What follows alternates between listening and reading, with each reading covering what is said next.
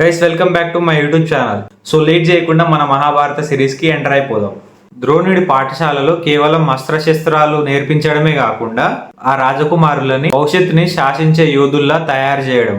ద్రోణాచార్యుడు ఒక గొప్ప గురువే కానీ తన కొడుకైన అశ్వత్థామను అలాగే పాండవులలో మూడో వాడైన అర్జునుడిని గొప్ప విలుకాడుగా చేయాలనేదే తన కలలా మారుతుంది.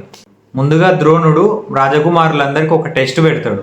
చెట్టు పైన ఒక బొమ్మ పక్షిని పెట్టి ఒక్కో రాకుమారుడిని పిలిచి నీకేం కనిపిస్తుందని అంటాడు. మొట్టమొదటగా ధర్మరాజుండి గురుదేవ ఆ చెట్టుపై ఉన్న పక్షి కొమ్మలు ఇంకా ఆకులు కనిపిస్తున్నాయి అని అంటాడు. అందరూ అలానే చెప్తారు. లాస్ట్ కి అర్జునుడిని పిలుస్తాడు. అర్జునుడిని కూడా సేమ్ అదే క్వశ్చన్ అడుగుతాడు. అప్పుడు అర్జునుడు ఉండి గురుదేవ నాకు కేవలం పక్షి కన్ను మాత్రమే కనిపిస్తుంది అని అంటాడు. ద్రోణుడు ఆనందంతో బాణం వదులు అని అంటాడు. అర్జునుడు బాణం వదలగానే ఆ బాణం నేరుగా పోయి పక్షి కంటికి దాకి కింద పడుతుంది. ఆ అసాధారణమైన ఏకాగ్రతని చూసి అర్జునుడే తన ప్రియ శిష్యుడని అనుకుంటాడు. ఆ గురుకులానికి ఒకరోజు సూర్యపుత్రుడైన కర్ణుడు వస్తాడు.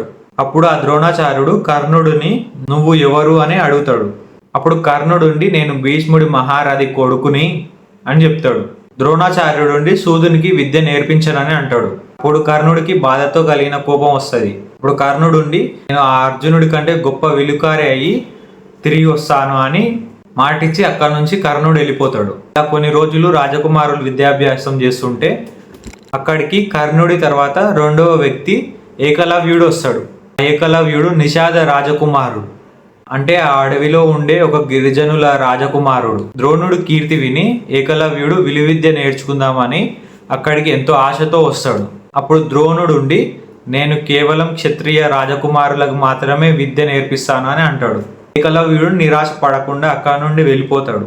తిరిగి వెళ్ళిపోయి అక్కడ ద్రోణాచార్యుడి ఒక మట్టి విగ్రహాన్ని చేసుకుంటాడు.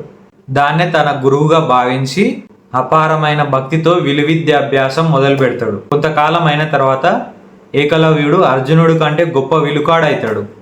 ఒకసారి పాండవులు వేటకు వచ్చినప్పుడు వారి కుక్కలు ఏకలవ్యుని చూసి అరుస్తుంటాయి.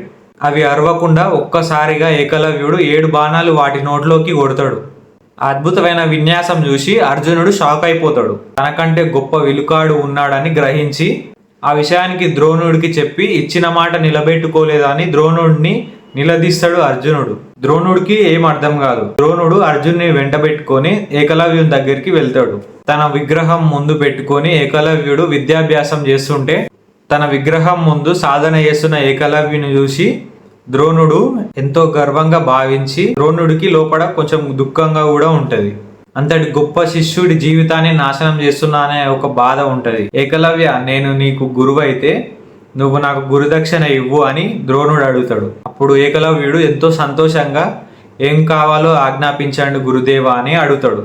ద్రోణుడు ఒక్క క్షణం కూడా కనికరించకుండా నీ కుడి చేతి బొటన వేలు గురుదక్షిణగా ఇవ్వు అని అడుగుతాడు. ఒక్క క్షణం ఆలోచించకుండా ఏకలవ్యుడు తన బొటన వేలుని కోసి గురుదక్షిణగా గురుపాదాల దగ్గర పెడతాడు. ఒక విలుకాడికి ప్రాణమైన బొటన వేలు కోల్పోయి అతను విలువిద్యకి శాశ్వతంగా దూరం అయిపోతాడు. అంతటి గొప్ప ఏకలవ్యుని గురించి ఇప్పటికీ మనం మాట్లాడుకుంటాం. ఆ ఏకలవ్యుడు గురువు పక్షపాతానికి బలైపోతాడు. ద్రోణుడి గురుకులం ఎంతో సంక్లిష్టమైనది. ఒకవైపు అర్జునుడి లాంటి ప్రతిభావంతుడిని ప్రోత్సహించింది, మరొక వైపు కర్ణుడి లాంటి యోధుడిని కులం పేరుతో అవమానించింది, ఇంకొక వైపు ఏకలవ్యుడు లాంటి భక్తుడిని భవిష్యత్తు బలి తీసుకుంది. ఇంకా రాకుమారుల విద్యాభ్యాసం పూర్తయితుంది. ఆ శిష్యుల ప్రతిభను లోకానికి ప్రదర్శించడానికి ద్రోణుడు ఒక పెద్ద ప్రదర్శన ఏర్పాటు చేస్తాడు. అదే రంగభూమి. ఆ రంగభూమి ప్రవేశంతో కౌరవుల పాండవుల మధ్య ఉన్న స్పార్ధాలు పగలు ఎలా బయటపడ్డాయి, అక్కడ జరిగిన సంఘటనలు ఏంటి, ఈ ప్రశ్నలన్నిటికి సమాధానం మన నెక్స్ట్ ఎపిసోడ్లో తెలుసుకుందాం. ఈ వీడియోని తప్పకుండా లైక్ చేయండి, సబ్స్క్రైబ్ చేయండి. Thank you for watching my video.